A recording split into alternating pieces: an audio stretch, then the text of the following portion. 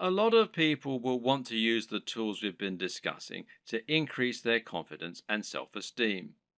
This is one reason we're often told to visualize ourselves obtaining our goals. When you visualize yourself obtaining a goal, you produce neurotransmitters and hormones as though you had achieved that goal. As far as your brain concerned, it's already happened.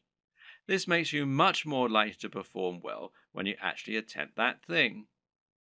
Likewise, though, when we unintentionally visualize ourselves failing or stuttering up on stage, this actually causes us to produce more fight or flight hormone, which in turn makes us nervous and makes us much more likely to actually do those things that we're afraid of doing.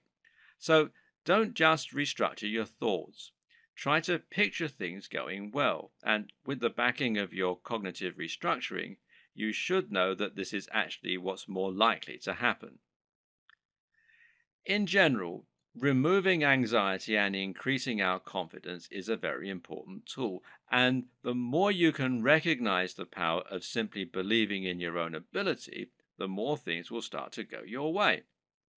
So, another tool you can use is to completely remove social anxiety using hypothesis testing. Now, most of us have some social anxiety, even if we're generally confident, and by removing this, we can become much more successful.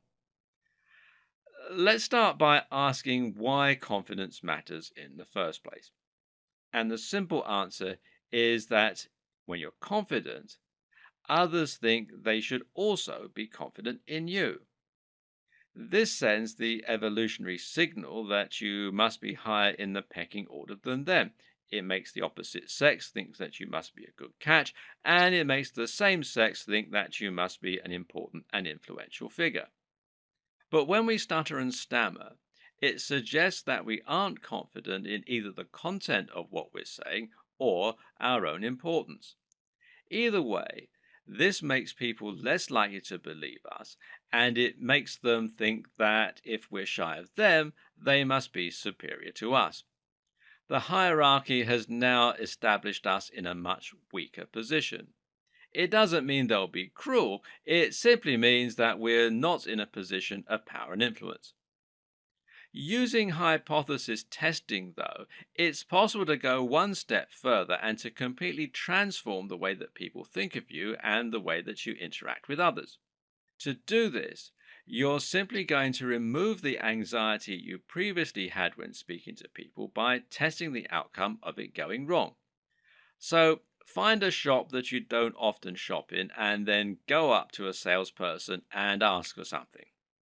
When you do it using a funny voice and say something purposefully awkward, or stand in silence for a moment.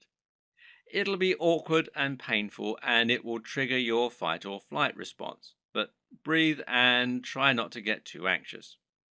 What you'll learn is that nothing bad comes of this experiment and the transaction is completed as normal. That was the worst case scenario and nothing bad happened.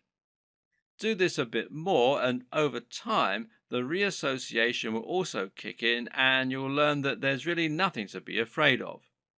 Eventually, things like interviews, dates, and other social scenarios will be far less scary and will trigger much less of a stress response.